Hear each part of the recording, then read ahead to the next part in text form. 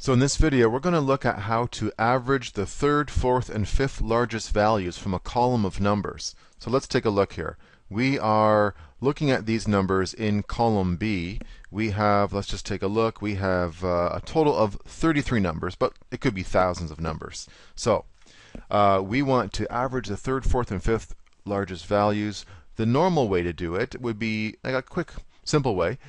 Use the large function, get the third largest, below the fourth largest, the fifth largest, all in separate cells, and then here we could just say average these three values. Now, if you haven't used large function before, a quick review is get a bunch of numbers, which is the array, comma, and the k means which largest one do you want. So here below, we're saying here's our range B13 to B45, and we want the third largest value, which is exactly the same as this one here.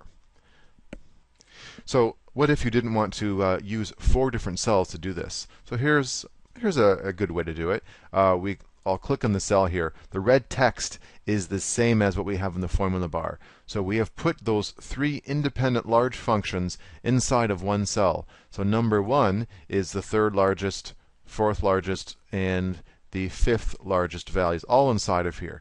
And to prove it's the same numbers, I'm going to press the F9 key on the keyboard, 901. Press the F9 key again, 914, and then over here, one last time, 922. So we get the same 3 values, and then we average them together. Now I'll just press the escape key to go back to the formula. So 912.33, the same as we have here. But what if that formula is just way too long? It's hard for someone to read. What we could do is actually go with what we see here. We have these special brackets. This is called actually an array constant. So get the third, fourth, and fifth largest values via an array constant, or using an array constant.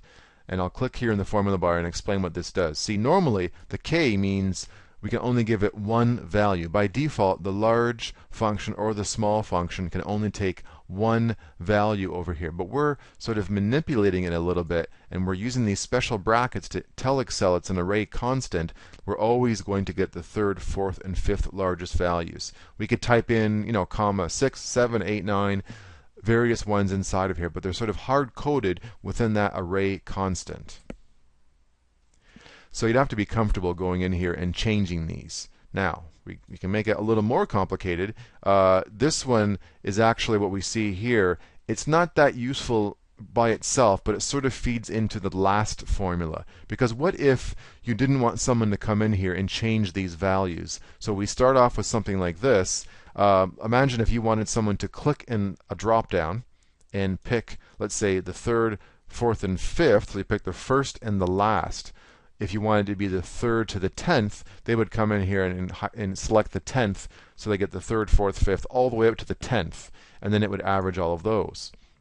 So that's a little more complicated, of course, but I'll walk you through what this does.